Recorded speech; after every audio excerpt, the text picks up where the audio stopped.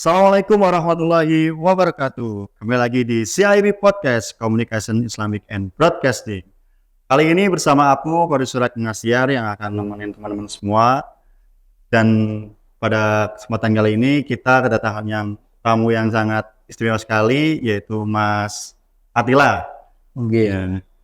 Oke, sebelumnya teman-teman semua, sebelum kita mulai, jangan lupa subscribe channel YouTube kita, yaitu Lentera TV, dan juga IG kita kbi.wingustur.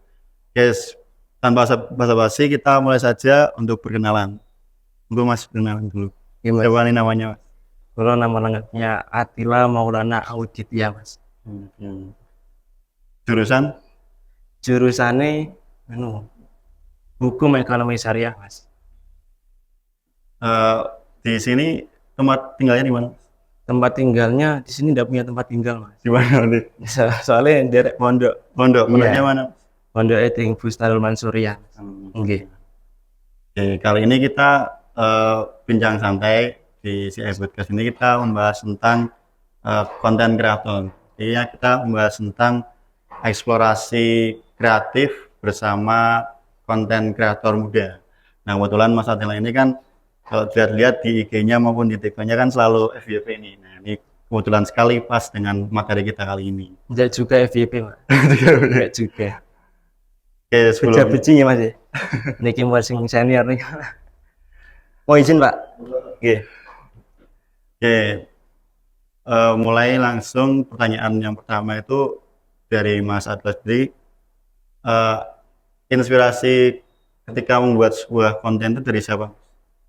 Dari awal mulanya, Pak ya? Iya, awal mulanya. Awal mulanya itu ya dari siapa ya? Mas. Dulu zamannya itu tahu yang Ria Ricis enggak? Iya, dari itu. Ria Ricis dulu aku ngikutin tuh dari sebelum 4 tahun atau 5 tahun yang lalu itu kan dia masih dari sebelum 1 juta subscriber itu loh. Nah itu aku lihat tuh kok seru ya jadi konten kreator gitu. Nah terus akhirnya mulai dari situ itu baru sosok yang menginspirasi tuh. Iya. Nah itu kalau aku memang lihatnya dari realitasnya, Mas. Ria Ricis berarti. Realitas. Kemudian kalau membuat konten kreator itu tujuannya dari Mas Atlas sendiri buat apa? Oh jelas nggak usah munafik, Mas. Iya, gitu. Tetap duit ya, Mas ya. Jelas duit nggak mungkin enggak. Tapi kan pasti ada tujuan-tujuan lain yang memang setiap orang itu punya goals masing-masing kan. Jadi seumpama kita bikin konten nggak tujuannya cuma uang. Kalau kita bikin konten cuma tujuannya uang, mungkin aku udah berhenti dari beberapa tahun lalu gitu. Karena pas 3 tahun pertama bikin konten sama sekali nggak dapat uang. 4 tahun pertama kali bikin konten nggak akan dapat uang, Mas. Mulai dari tahun berapa itu, Mas? Mulai buat konten? Mulai buat konten apa? Konten video, Pak ya? Iya, konten video. Konten video berarti aku dari kelas berapa ya? Kelas 8, Mas. Kelas 8 dulu itu kan ceritanya ada satu kakak kelasku ini campuran nggak apa-apa? Nggak apa-apa ya campuran ya. Dulu kan ada namanya Mas Satria Ali. Kak Satria Ali aku di Bekasi dulu SMP SMA-nya. Nah aku diajak ke Monas, Mas, waktu itu lihat drone yang miber ya, yang iso miberin. Iya. Nah itu di sana Mas, dia kan posisinya kan dulu aku nggak tahu ya, ternyata itu si miber itu ada videonya, ada kameranya gitu, Mas. Terus dilihat dari HP itu bisa jebret, wih keren gitu kan. Nah akhirnya mulai dari situ berawal aku pas kelas 8, pas pulang ke asrama aku mulai nyoba lah bikin video pertama kali pas kelas 8. Pas kelas 8. Ya, kalau buat konten kreator itu misalnya ada perencanaan. Tiap ide itu perencanaannya gimana, Mas? Dalam buat suatu konten video. Perencanaan. Aku dulu sama sekali gak ngerti ya yang namanya itu perencanaan apa gimana, nggak tahu, Mas. Dulu yang penting jalan dulu aja. Nah, dulu ya. Soalnya dulu kan posisinya gini. Aku di pondok posisinya kita dikasih waktu untuk main HP itu cuma 2 minggu sekali toh. 2 minggu sekali dan itu hari Ahad cuma 3 jam toh, itu gimana caranya kita bisa bikin video. Nah, mungkin satu hari karena kita kan udah seneng, wah iya mengko iki bakal dapat HP, dan kui konsekuensiku ketika dapat HP harus ngasilin satu konten, terus setelah itu kita upload. Nah sebelumnya kan berarti kan harus ide apa dulu yang ketika nanti udah ada HP langsung kita tag videonya. Nah jadi perencanaannya mungkin H-1, kalau H-1 ya mungkin nanti jam 3 contoh ya, nanti jam 9 malam itu ada HP gitu. Nah mongko pas sore ini tak bikin mas perencanaannya. Itu pun bingung mas rencana gimana, soalnya kan nggak munafik ya, teman-teman di sini pasti ngerasa kayak ide itu nggak gampang ya bikin ide. Nah untuk perencanaan mungkin mas aku lebih fleksibel itu. Nah, untuk dulu yang penting jalan dulu, jalan maka biasanya ketika kita jalan kok malah jalan keluar, ya enggak? Iya. Gitu. Nah untuk sekarang beda memang. Bedanya kenapa? Ya beda, masalah kan udah mulai kayak semakin lama kita berkecimpung dalam situ kan wis rada mudeng ya ini, lama-lama kita belajar tetap kita mudeng jalannya kan gitu. Karena nek aku jalannya gini, kita jalan dulu terus kita nemuin problem, contoh problemnya besok ini viewersnya sepi berarti kan, terus kita cari yang lain. Nah terus kita kasih solusi, terus kita aksi lagi, inovasi, solusi lagi ya ngoten mas. Nah berjalannya waktu terus saya aku mudeng kayak mungkin strategi mungkin masih lebih paham daripada aku. Nah itu untuk aku sekarang mungkin lebih simpelnya gini, kayak kontenku ini contoh tentang tentang aku kan di sini lagi membahas tentang kayak donasi ya, udah dibedah aja mas kayak donasi ini apa, lebih paham lah kalau itulah ya, donasi ini apa, terus bagaimana caranya. Itu untuk perencanaannya sementing itu fokus aku mungkin cuma 30 menit dengan merencanakan konten, apa enggak biasanya aku malah pas sholat mas, pas sholat itu tiba-tiba loh kok ada ide gitu. Tapi ya jangan ditiru ya di sini ya, soalnya kan ya memang cinta rasain gitu. Kalau enggak biasanya pas lagi, masih pernah nggak mas kayak pas kita lagi mohon maaf buang hajat ya, itu malah biasanya malah nemu ide. Pernah mas sampai mas? Ya pernah gitu mas. Kalau sekarang konten videonya tersebut pengikutnya berapa? Yang di IG sama di TikTok? Lupa mas, ini tak lihat ini. Kurang lebih ada 1.000? Ada mas? Insya Allah ada mas. Itu kalau dalam membuat video itu sering berinteraksi nggak sama followernya? Ada yang followernya itu request apa itu dibuatkan video itu ada? Gimana dulu nih? Kalau di TikTok kan? Kalau di TikTok itu kan biasanya di akhir video itu kita kasih interaksinya contoh gini. Menurut kalian gimana, kayak gitu mas. Biasanya kan itu menarik akhir si penonton itu biar komen. Kalau enggak, kalau di Instagram ya kita bikin story tentang apa, contoh selamat malam atau apa, biasanya kan dia ngebalas. Itu kan termasuk interaksi ya tak? Kalau enggak di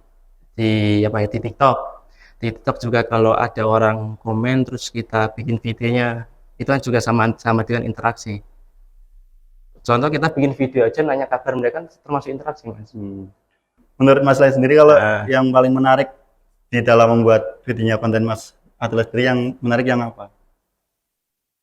Yang paling menarik dalam prosesnya? Iya prosesnya, videonya juga. Videonya aku tetap storytelling mas. Storytelling. Iya. Karena menurutku tidak ada strategi. Nah, menurutku nggak tahu yang lain ya. Tidak ada strategi yang benar-benar paling ampuh, soalnya kan di sini kita ngelawannya itu media, artis, ya, selebriti dan segala macam. Kalau kita nggak melawannya dengan storytelling, siapa yang menonton video kita? Dan kita vlog aja, kita manusia biasa gitu ya, kita nggak dikenal siapa-siapa, terus kita bikin video vlog kemana gitu, siapa yang mau nonton juga. Jadi selama ini masih storytelling yang menarik. Semuanya kita dikemas dengan storytelling. Semuanya ya, nggak tahu. Dan kalau dalam membuat video konten creator tersebut biasanya ada kayak tekanan atau kritikan ya? Wah jelas ya itu, nggak usah. Seperti contohnya kayak apa Mas? Hah? Contohnya Contoh apa oke? yang sering Mas Atila dapatkan dalam kritikan itu. Kritikan nggak kehitung mas, yang kritikan mas mesti banyak banget. Eh, tapi nih sekarang mungkin sudah sedikit kebal ya. Tapi wingi aku sempat mas, pas apa ya? Pas malam takbiran. Takbiran Malam apa ya? takbiran aku ndelosor ning kasur. Rasanya gak mood, rasanya gak pengen makan. Bahkan aku mau sholat id aja nggak pengen sholat id mas. Nggak pengen slide it. Nggak pengen sholat id. Gara-garanya waktu itu kan ketika kita bikin video kan mesti pro sama kontra ya. Iya. Nah di situ aku dihujat sama, bukan dihujat sih, mungkin dikritik. Entah aku yang salah atau yang dia yang salah atau siapa nggak tahu. Soalnya kita bener aja tetap salah, apalagi salah kan. Wah, aku didarani apa? Penjahat kelamin, didarani apa ya? Pun banyak lah mas di situ mas. Malam takbiran mentalku nggak kuat di situ. Akhirnya karena di situ yang ngehujat tuh bukan akun yang 1000 2000 enggak mas, akun yang ratusan ribu ditambah teman-temannya yang lain juga nyerang aku juga. Dan aku di sini single fighter mas, nggak ada yang ya. Aku waktu itu sempat pas malam takbiran aku telepon sama gitu bocahnya, bos GPY gini alhamdulillah waktu itu ya rada terbantu lah gitu, soalnya di balik layar ini kan kita tetap harus sharing sama yang lain juga gitu. Kalau dalam membuat video konten kreator itu tantangan terbesarnya apa? Mas? Males, terus ide, susahnya nyari ide, terus apa ya, pembagian waktu, terus sama mentok di otak itu mau contoh kayak gini, ini kita udah ngulangin waktu, oke, 1 jam ini kita bikin konten ya. Kadang aku cuma nge-stuck mesin di depan kamera, padahal udah tak rencana ini nggak, tak rencanain skrip, udah tak rencanain skrip, mau ngetek video, aku cuma di depan kamera menonton ini mau ngomongnya susah, mau ngomong pun nggak mood, gara-gara kan biasanya contoh ketika kita mau bikin konten ada kelunting notif, ono kabar yang nggak enak, terus yang bikin kita swing mood, ataupun kadang ono keadaan sebelumnya kita udah ngeluangin yang seharusnya kita ngeluangin 1 jam ini buat konten atau setengah jam ini buat konten, tiba-tiba ada acara lain atau panggilan atau apa, itu kan akhirnya disitu tantangan peserta di situ sih mas. Nama yang paling sulit, sesulit-sulitnya dimanapun ya, mungkin konsistensi sih menurutku. Berarti itu kalau apa dalam membuat suatu video konten itu kan powernya udah banyak nih mas. Itu cara mempertahankannya gimana? Dulu sempat turun drastis, Lalu cara biar naik lagi caranya gimana? Konsistennya tetap konsisten. Tetap dalam bentuk video terus. Ya terserah, kan setiap orang itu ya, menurutku ya punya strategi, juga punya senjata masing-masing. Entah itu dalam bikin kontennya, entah diunggulkan dalam sinematiknya atau apa, itu kan terserah mereka. Nah, kalau untuk aku sekarang untuk mempertahankannya kedepannya pun aku nggak tahu mas, ini bakal ramai atau sepi, karena setiap orang menurut gue itu punya masanya masing-masing. Punya masing-masing. Contoh gini, ketika ada si A ini viral kan nggak mungkin viral terus, pasti ada masanya sendiri, terus akhirnya di situ menghilang kabarnya, tergantikan oleh yang lain ya dak. Tapi untuk mempertahankan followers, kita lihat malah di sini biasanya yang cepat hilang itu orang-orang yang cuma viralnya segeradakan itu kayak apa ya, kayak cuma sesaat sih, sesaat. Nah contoh waktu itu yang pernah viral siapa ya, pernah yang dengan dirimu Iqbal ya itu yang nah itu kan waktu itu pernah ya jeneng Iqbal ya mas. Akhirnya kan disitu ketika cuma beberapa bulan akhirnya hilang kan ya, karena cuma segeradakan, cuma sesaat toh. Tapi kalau kita milih niche apa mau cari ya, nice apa niche konten ya, niche kontennya itu contoh kita tentang pendidikan, atau kita bikin satu topik yang benar-benar kita kuasai di dalamnya, terus apa kita konsisten di dalam situ, aku yakin Mas, soalnya kan pertumbuhannya yang viral tuh begini, tapi dia turunnya juga bakal cepat. Tapi kalau kita bikin konten yang menurut kita sesuai dengan diri kita sendiri, itu dia grow-nya itu akan kayak gini lambat tapi lambat tahun dia tetap akan naik terus gitu. Tapi tetap akan cepat sepi, soalnya kan orang ketika melihat sosial media itu bukan untuk melihat edukasi, kadang lihatnya hiburan ya Mas. Hiburan. Makanya kalau yang jurus yang paling ketika kita pengen edukasi kok pengen cepat naik, berarti kita harus punya cara lainnya apa?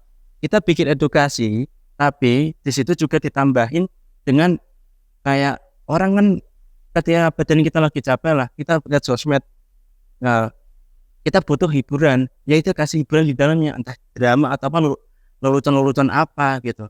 Yang menurutku kayak gitu, maksudnya strategi ini pokoknya bikinlah konten sama pengen edukasi tapi ditambahin lelucon.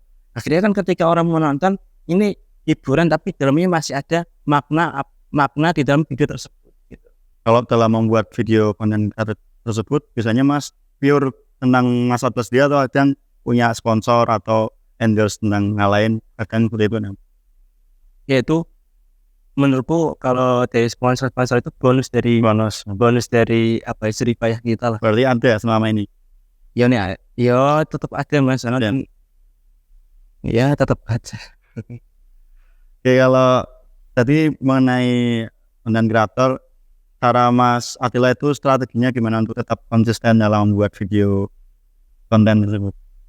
Untuk sekarang, untuk sekarang kan posisinya kan dengan posisi kuliah, terus juga dengan kesibukan yang lain ya, mungkin apalagi mondok ya Mas, itu ya mau nggak mau tetap harus melawan malas kita. Kan kita semua di sini semua kan pasti kan punya tujuannya sama itu apa? Kita pengen membahagiakan orang tua, ya kita pengen bermanfaat sama orang lain, terus kita impact selama kita hidup ini, impact apa yang akan kita berikan kepada masyarakat, ya kan, ke masyarakat ya, kepada diri kita sendiri. Jangan kok jauh-jauh dari masyarakat, ke diri kita aja sendiri nggak bisa, pokoknya ke masyarakat kan. Nah, jadi ketika kita udah punya tujuan yang tadi, kita pengen bermanfaat, kita dan lain sebagainya, kita izin Mas, apa yang malas-malasan itu izin. Ya, soalnya kan tantangan terbesarnya adalah malas Mas. Nah, sama mau nggak malas, sekarang mungkin ya grow-nya akan lebih cepat juga. Soalnya kan aku vakumnya 2 tahun sendiri. 2 tahun? Pas 2 tahun vakum. Karena gini, ketika dulu aku berkaitan dengan sponsor tadi ya. Iya. Sebenarnya itu rada sensitif Mas bahas itu. Soalnya gini, nggak tahu kenapa ya, aku setelah ketika Wesper menceritakan tentang endorse dan macam ya, setelah itu endorse sepi. Nah, dulu pernah Mas, aku waktu pas kelas berapa ya? Kelas 11 itu di situ endorse banyak masuk, terus kerja sama brand-brand besar juga masuk juga. Terus waktu itu juga Attila Hijab juga masih jalan. Nah, ketika kita dengan umur segitu kita punya uang yang sebanyak itu, kita merasa diri kita udah bisa cari uang sendiri, akhirnya kita merasa sombong. Terus bahkan aku melihat teman-teman ketika mau berteman aja, kadang melihat, wah, followersnya sidik gitu. Nah, aku nggak tahu Mas, di situ ternyata kesombongan ikulah sing benar-benar menghancurkan semuanya. Dulu satu bulan naiknya 100.000 Mas followers. 1 bulan 100.000. Bulan pertama naik 100.000, bulan kedua naik 100.000. Lah, bulan keempat namanya PBT, Star Syndrome. Star Syndrome.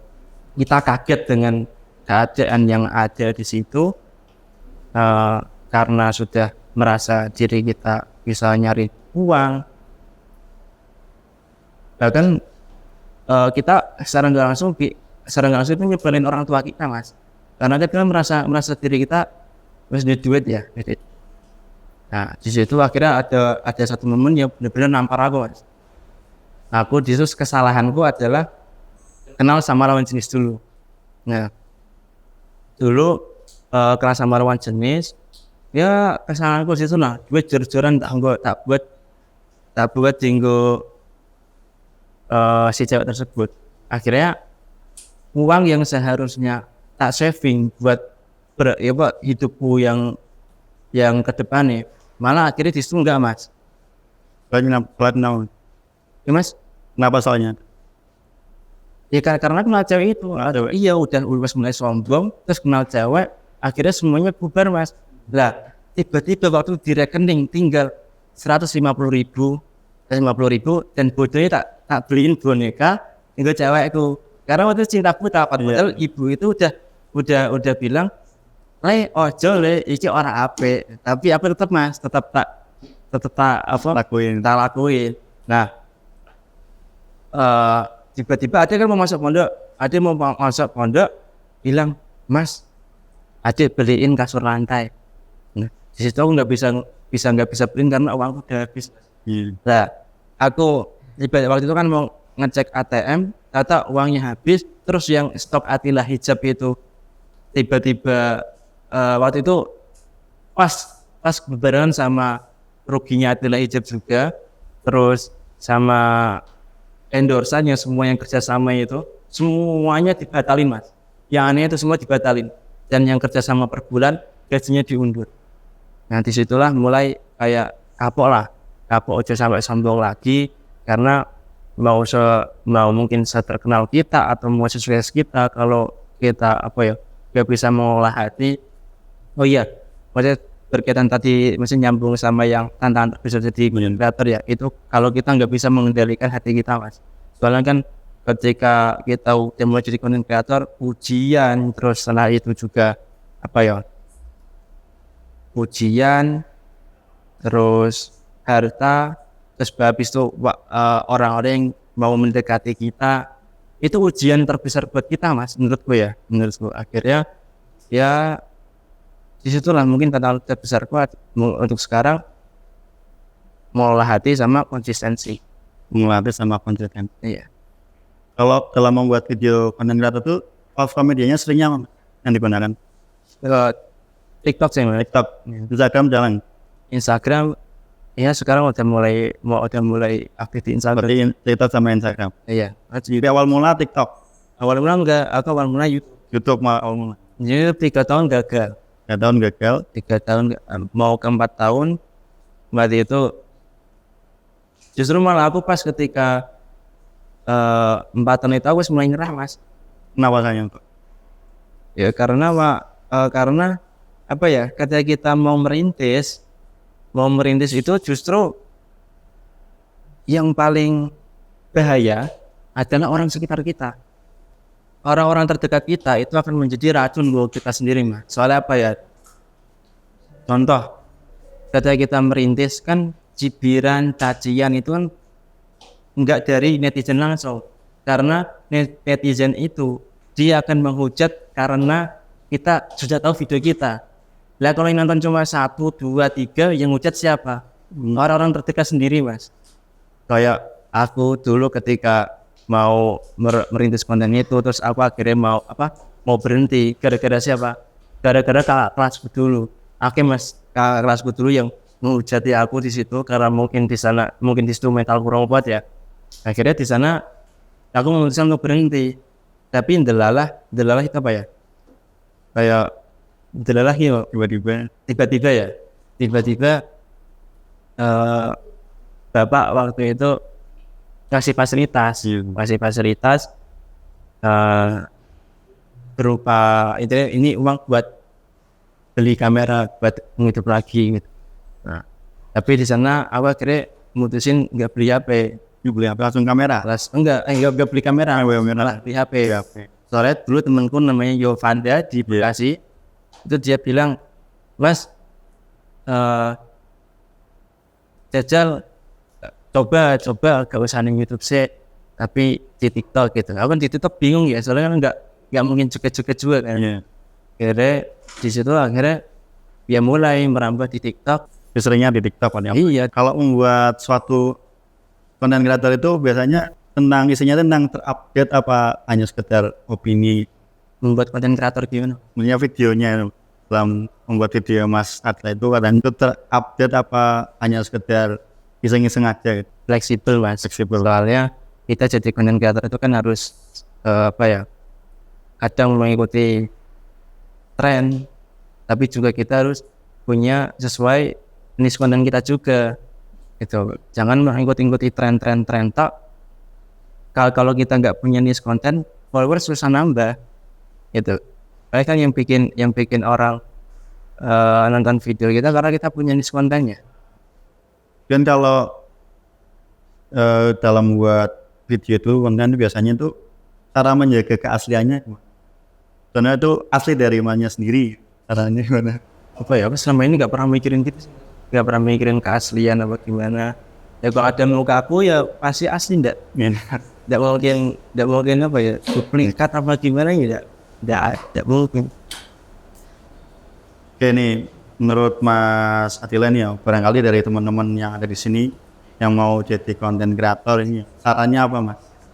Caranya ya udah dimulai nggak jadi konten kreator. Ya yang dimulai aja. Dan yang udah dimulai jadi konten kreator gimana? Karena kita nunggu nanti perencanaan itu bullshit Mas. Iya, kalau perencanaan boleh tapi harus diimbangi dengan action gitu. Ya jangan langsung action juga, langsung action, arah kamera gini jebret gak ada materi, yo kita nggak bisa. Ininya materinya ya nggak akan sampai juga. Mana A. Jadi kalau diharapkan nanti di masa depan Mas Adila sebagai konten kreator itu yang diharapkan seperti apa Mas? Harapannya nanti setelah ini menjadi konten kreator nih ya, nanti masa depannya win. Allahu alam. Mereka punya. Tapi ya, soalnya kita nggak tahu Mas mau kita merencanakan bla bla bla kalau takdir rendah itu ya, biye. Tapi kan ada takdir yang bisa kita usahakan juga. Jadi kita bisa untuk harapannya sih pasti yang baik-baik, mungkin kayak biasanya Mas kalau harapan kita omongkan di publik itu malah nggak jadi. Biasanya iya, jadi harus hati-hati juga. Aku dulu sering Mas, aku pengalaman entah ya berhubungan atau lain atau apa, aku punya rencana tak omongin ke orang aja nggak jadi mah, tapi menang dulu malah ini terjadi. Nih katanya nih Mas, Mas Atila punya bisnis juga. Bisnis ya belajar Mas, belajar Mas. Nah, untuk bisnis belum kapasitasku ya, saya itu belum kapasitas. Karena kan untuk sekarang ini kalau kita ngomongin bisnis malah kita kayak sombong nemen ya. Kayak sombong nemen dah. Kita di sini bodoh-bodoh belajar kok, bodoh-bodoh belajar. Enak pamane pengen jadi pembisnis, ya kita belajar jadi pembisnis gitu. Jadi konten kreator juga mungkin sekarang belum jadi konten kreator karena ya bisa belajar juga. Ini barangkali punya pesan buat teman-teman ini yang mau jadi konten kreator, buat masukkanlah buat teman-teman harapannya yang ingin jadi konten kreator. Pesan dari Mas Atila gimana? Ya, mungkin pesanku gini sih, simpel aja. Kalau yang pengen jadi konten kreator dan dimulai, aja kakek turu, aja kakek nyari tutorial YouTube, tutorial jadi konten kreator, dan kakek action, dan ditulis skripnya, dan kalau habis nulis skrip sini langsung kamera taruh sini langsung ngomong. Daripada malas ngedit aja, dan diedit selain udah diupload. Untuk awal-awal gak usah mikirin jam tayang atau mikirin aku harus konsisten upload jam 9 bla bla bla. Jadi sepenting mulai sih, nanti ketika udah ada konsistensi mulai terjaga 1 bulan, 2 bulan, 3 bulan, barulah mulai dengan kerapihan atau strategi jadi konten kreator tersebut lah. Kalau kontennya Mas Atila sendiri yang paling menginspirasi itu yang konten yang seperti apa, Mas? Itu mungkin ditanyakan ke orang-orang yang nonton sih Mas. Aku juga nggak tahu omonganku yang bisa menginspirasi atau menyakiti itu nggak tahu Mas. Oke, for your informasi, CIB ini kan merupakan produksi dari MBS KPI, kolaborasi antara broadcasting televisi dan broadcasting radio. Nah, kali ini kan kita membahas tentang content creator ini. Kebetulan Mas Atila juga merupakan satu content creator. Nah, selama menjadi content creator ini, Mas Atila, apa yang telah Mas Atila rasakan selama ini? Mumet kenapa? Mumet itu karena semakin kita menganggap diri kita kan seiring berjalannya waktu kapasitas harus semakin naik juga. Nah, ketika kita ingin kapasitas kita naik, itu kan disitu bakal ada momennya. Nah, selama ini jangan dikira ketika kita udah jadi content creator sekarang dengan followers segitu kita ayam adem seneng, enggak, justru momennya malah tambah Mas.